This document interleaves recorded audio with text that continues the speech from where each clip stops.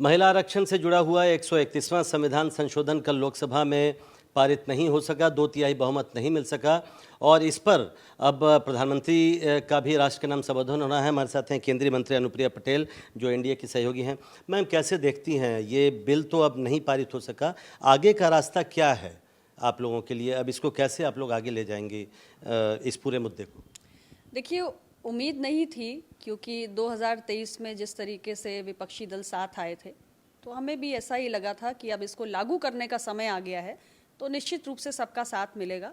लेकिन फिर से एक बार छल हुआ देश की महिलाओं के साथ और विपक्षी दलों की कभी मंशा नहीं थी और इसलिए लागू करने के समय वो पीछे हट गए। ये बिल संसद में गिर गया, लेकिन एक बदली हुई परिस्थिति है और एनडीए का ये संकल्प है कि देश की आधी आबादी को राज्यों के सदन में और देश की संसद में पहुंचाना है और इसके लिए अब नए सिरे से विचार होगा, नए सिरे से रणनीति बनेगी।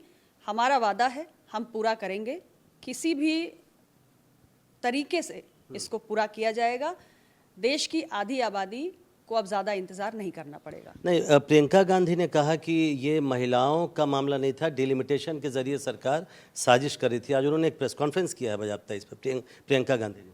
देखिए, ये हमारे जो विपक्ष के साथी हैं, इनको कोई ना कोई बहाना चाहिए था। इन्होंने एक बार एक टेक्निकल बहाना निकाल दिया और एक अफवाह और एक गुमराह करने की कोशिश ये कर रहे हैं, जनता में भ्रांति फैला रहे हैं। ऐसा कुछ भी नहीं है, ये पूरी तरीके से महिला आरक्षण को लागू करने का विषय था।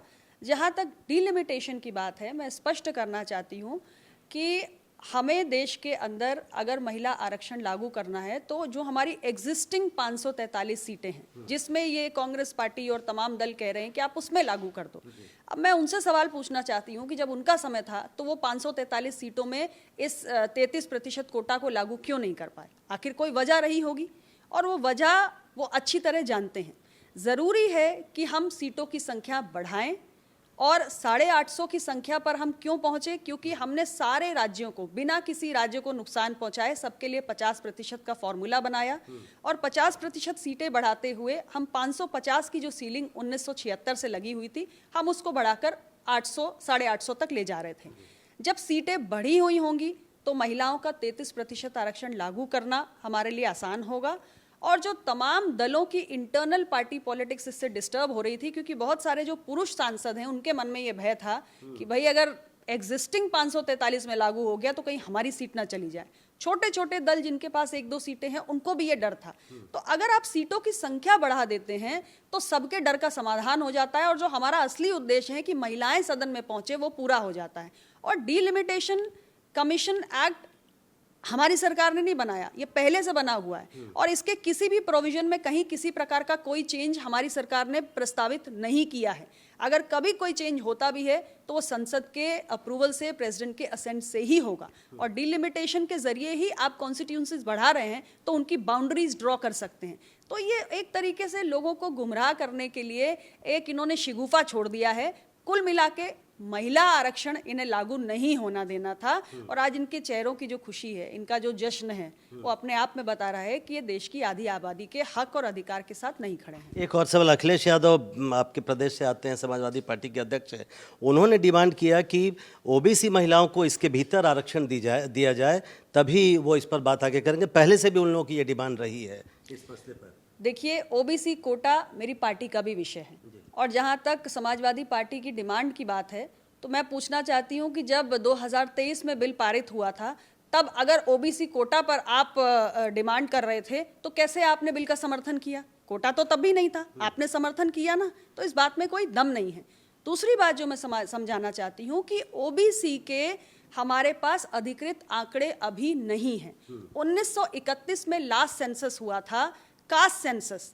1931 के बाद कास्ट सेंसस अब होने जा रहा है। तो ओबीसी को यदि आरक्षण देना है तो सबसे पहले हमारे पास ओबीसी की अधिकृत गिनती होनी चाहिए, जो हमारी सरकार ने कास्ट सेंसस का निर्णय लिया है। 2027 में हमारे पास वो आंकड़े होंगे। वो आंकड़े जब आएंगे तो वो पार्लियामेंट के समक्ष पेश होंगे और पार्लियामेंट ये तय करेगी ओबीसी की अधिकृत गिनती आने के बाद कि कितना आरक्षण देना है ये पार्लियामेंट फैसला करेगी। तो इसी पर वो आरोप भी लगा रहे थे कि जातिगत जनगणना को रोकने की कोशिश है इसी बहाने, आपने सुना होगा। जातिगत, ये कैसी बेसलेस बात कर रहे हैं। जातिगत जनगणना जब वो राज्य के मुख्यमंत्री ने थे उन्होंने अपने राज्य में नहीं करवाई, जब वो केंद्र सरकार में शामिल थे उन्होंने अपने जो उनका बड़ा दल था उसके ऊपर उन्होंने दबाव नहीं डाला कि जातिगत जनगणना हो। ये हमारी सरकार है। 1931 के बाद अगर किसी सरकार ने देश के अंदर जातिगत जनगणना कराने का साहस दिखाया है तो वो एनडीए की सरकार है। प्रधानमंत्री मोदी जी के नेतृत्व में ये काम होने जा रहा है और जनगणना की एक्सरसाइज चल रही है, ये बात वो भी जानते हैं। 2027 तक दूसरे चरण का जो जनगणना का है वो पूरा होगा और 31 मार्च 2027 तक हमारे पास कास्ट सेंसस के आंकड़े आ जाएंगे और वो पार्लियामेंट के सामने रखे जाएंगे। तो जनगणना का काम चल रहा है, ये बात वो जानते हैं, लेकिन जानबूझ के जनता को गुमराह करने के लिए वो ऐसी बातें कर रहे हैं। बहुत बहुत शुक्रिया। तो अनुप्रिया पटेल का कहना है कि ये सरकार की प्रतिबद्धता है कि महिलाओं को आरक्षण दिया जाएगा। अभी नहीं हो पाया है लेकिन आगे सरकार इसके लिए प्रतिबद्ध है और इस पर गुमराह करने की कोशिश विपक्ष कर रहा है। अखिलेश यादव ने जो तर्क रखा वो इसी कोशिश का हिस्सा है। नई दिल्ली से अपने कैमरा सहयोगी मुकेश कुमार के साथ प्रशांत, एनडीटीवी इंडिया।